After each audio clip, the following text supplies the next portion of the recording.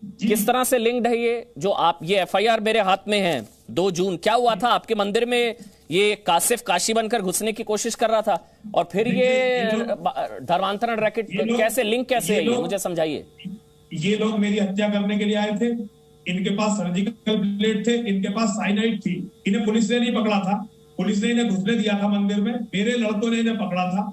और जब मेरे लड़कों ने इन्हें पकड़ा था तब पूछताछ में इन्होंने बताया था कि इनके पास सर्जिकल ब्लेड थे, इनके पास साइनाइड था, इनके पास क्लोरोफॉर्म थी और इनके पास लोहे के स्केल थे और ये काफी देर से वहीं डासना में घूम रहे थे।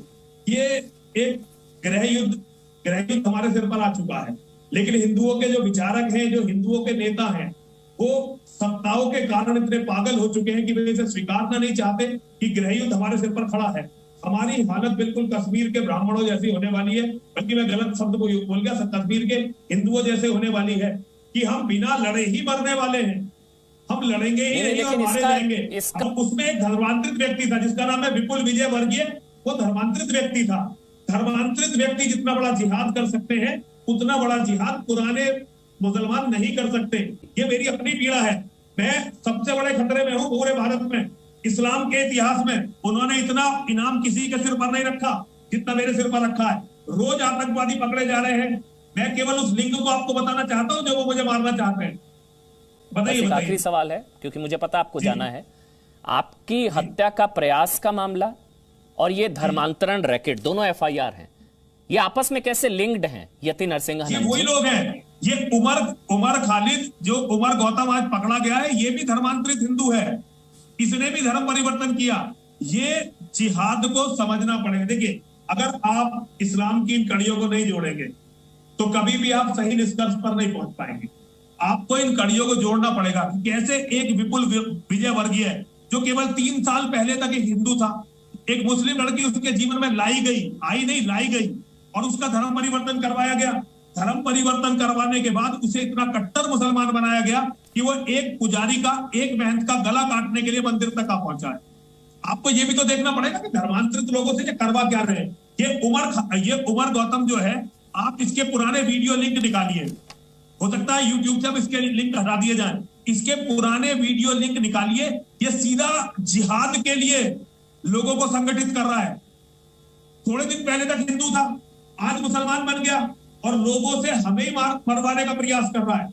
इन कड़ियों को आप लोगों को जोड़ना। लद्दाख में 1% हिंदू रह गए हैं, मिजोरम में शायद 2-2.5% रह गए हैं, लक्षद्वीप में भी 2.5% हिंदू रह गए हैं, कश्मीर में 4, नागालैंड में 8, मेघालय में 11, देश के 8 से 9 राज्यों में हिंदू अल्पसंख्यक हो चुके हैं ऑलरेडी। तो ये तो एक बहुत बड़ी कॉन्स्पिरेसी है। हम बहुत देर नहीं कर चुके हैं, तुरंत एक्शन लेने का वक्त नहीं है क्या आलोक जी? इसमें जितनी देर की जा रही है, एक एक दिन की देर से भारत को नुकसान हो रहा है। मोहम्मद साहब को लेकर गलत कहा तो क्या उनकी गर्दन काटने का लाइसेंस मिल जाता है? जो कासिफ काशी बनकर मंदिर में गया ब्लेड लेकर, उसके खिलाफ आप बोलिए ना। उन्होंने गलत कहा तो क्या उनका कमलेश तिवारी वाला हाल हो जाए? कोई दिक्कत नहीं है। कासिफ काशी बनकर घुसा, उसके खिलाफ भी बोल दीजिए। अगर यति नरसिंहानंद का गला काटने की प्लानिंग थी, उसके खिलाफ आपको बोलने में प्रॉब्लम हो रही है।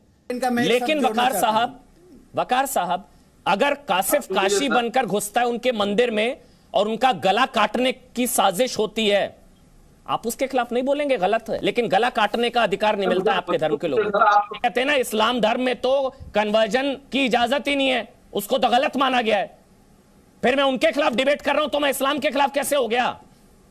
खुद अपने फैक्ट सही करिए। आप में प्रॉब्लम है थोड़ी।